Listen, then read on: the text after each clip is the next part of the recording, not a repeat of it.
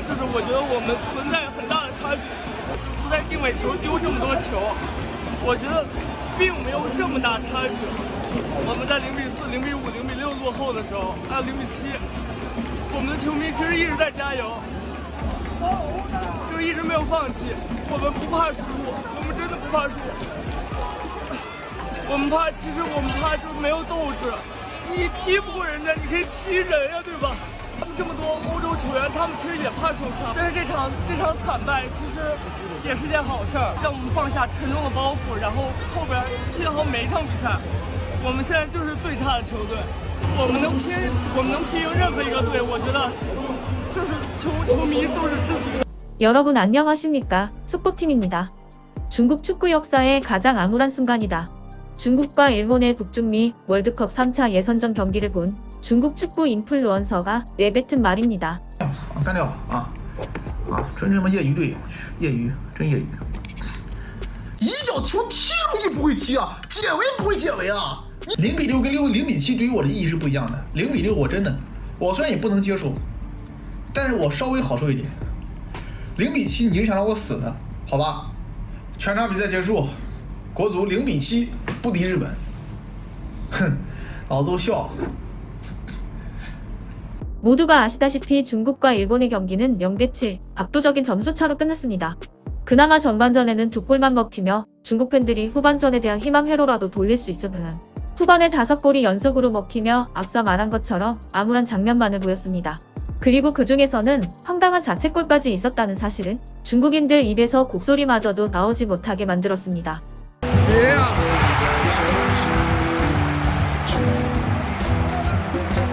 $7-0，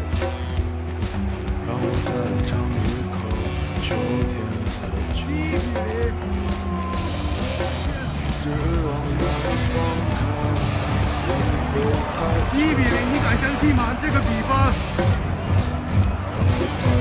太失望了，真的。7-0，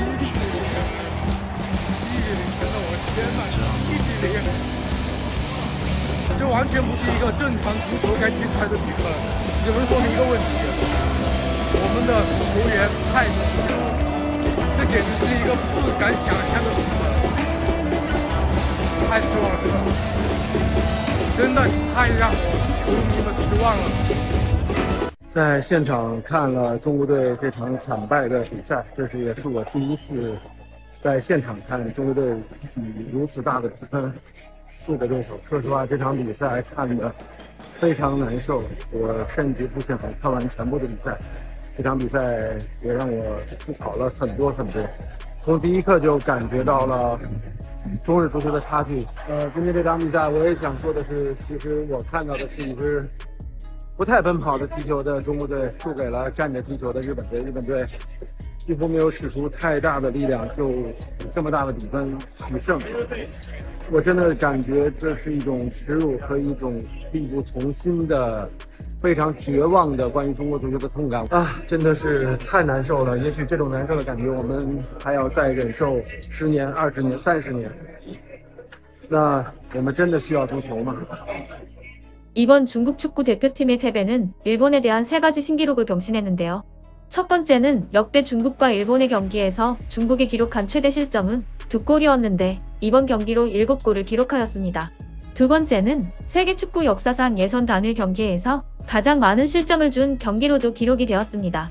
참고로 정식 경기가 아니라 친선 경기에서는 2012년 브라질과의 친선 경기에서 0-8로 패배한 기록이 있습니다. 세 번째는 이번 경기로 중국팀이 일본에게 패배한 경기가 11번째라는 사실입니다. 0-7이라는 득점 차이가 얼마나 충격적인지 경기가 종료되자 현장에서 관람하던 중국인들은 승부 조작이다라고 외치기까지 했습니다. 중국팀이 실제로는 강하지만 같은 조의 다른 팀에게 돈을 받고 일부러 졌다는 것입니다. 이 정도 정신승리라면 상상 속에서는 중국의 월드컵 우승까지도 가능할 듯합니다. 사실 이러한 경기 결과를 대충 예상한 곳이 존재합니다. 바로 중국 관영 매체 중 하나인 CCTV입니다. CCTV는 이번 중국과 일본의 축구 경기를 중계하지 않았습니다. 그 이유는 일본 측에서 요구하는 중계료가 너무 높았고 이는 국내외 스포츠 저작권 시장을 교란하는 행위다라고 말했습니다. 하지만 CCTV는 이미 알고 있었을 겁니다. 본인들이 이 경기를 중계했을 때 발생하는 후폭풍을 말입니다. 그렇다 보니 현장에서 직관한 중국인들 외에는 일본 방송을 우회로 보거나 중국 영상 사이트에서 편법으로 중계하는 채널에서 돈을 내고 볼 수밖에 없었습니다. 경기 내내 중국 대표팀은 경기에 집중을 하지 못하는 모습을 보여줬고 그 결과 수비 굴절에 의한 골까지 보여줬으며 이번에도 중국이 소림축구의 본고장이라는 것을 여지없이 보여주었습니다. 저희가 바로 어제 올린 중국 축구 희망회로편에서 일본을 상대로 이길 수도 있다고 발언을 한 해설위원 동무는 경기가 끝나고 참담한 심정을 영상으로 보여주었습니다. 这个队能去世界杯，我就问你，世界杯还有意义吗？所以我们不得不说，我们必须得走出去了。我不知道你有没有感觉，你经常看中超的，你看看今天日本人打的，我告诉你，日本人其实今天也不能说完全发力了，真的，他没有追求攻守转换，他没有什么太多的冒险球，你发现了吗？除此之外就没有这么大比分输过球，但是这么输实际上是有问题的，得深刻的反省，深刻的反思，并且得有人负责。日本很强，但是日本不是说见谁都能打谁，这个比分你说是中国球员有问题可以，但是最大的问题是教练，也就是说你一个错误的战术，这一定是教练的问题。 전 중국 국가대표 축구 선수이자 현재는 상하이 선화비팀의 감독을 맡고 있는 한재인은 경기를 실시간으로 보며 해설을 하는 라이브 방송을 하였는데 경기가 끝나고 눈앞에 보이는 강에 빠지고 싶다는 발언을 하기도 했습니다. 可能开始大家也没想到会是这样一个结果，对，肯定是想过，肯定是不好踢，但是没想到就今天确实，挺难受吧。然后大家也都很关注这场比赛，然后我们输了这么大一个比分。大练以后，大家还是回去，我觉得还是，大家好好提高吧。这就是跟这个世界强队的一个差距。 그렇다면 실시간으로 축구를 보며 고통스러워한 중국인들은 어떤 반응들을 보여줄까요? 이번에는 신박하고 재미있는 반응들이 많아서 평소보다 많이 소개해드리겠습니다. 한국과 일본은 중앙아시아, 유럽, 남미 국가들로부터 고통을 받고 나서 자신감을 되찾기 위해서 중국 국가대표와 축구를 한다. 저는 일본 골키퍼가 어떻게 생겼는지 모릅니다. 일본이 헤딩슛을 너무 많이 하던데 도대체 우리 팀 수비수들은 뭘 하는지 이해가 안 간다. 패할 것을 알면서도 전투에서 도망칠 수는 없습니다. 강력한 상대 앞에서도 쫄지 않고 0대7로 패해도 자신감이 넘치는 중국 선수들. 중국 축구 국가대표팀의 엄지척. 그런데 우리가 뒤처지는 것이 축구뿐일까? 우리는 일본과 같은 아시아이고 인구 통계 합적 2점을 가지고 있습니다. 그런데 왜 중국 축구가 일본보다 열등합니까? 애초에 중국이 이길 수 있다고 생각하는 사람은 아무도 없었습니다. 그냥 수비수의 10명을 배치하는 것이 좋았습니다. 어떤 사람들은 이딴 경기를 실제로 보기 위해서 큰 돈을 지불한다고 한다. 어쩌면 우리 중국인들은 e스포츠에 정말 적합하지 않을 수도 있습니다.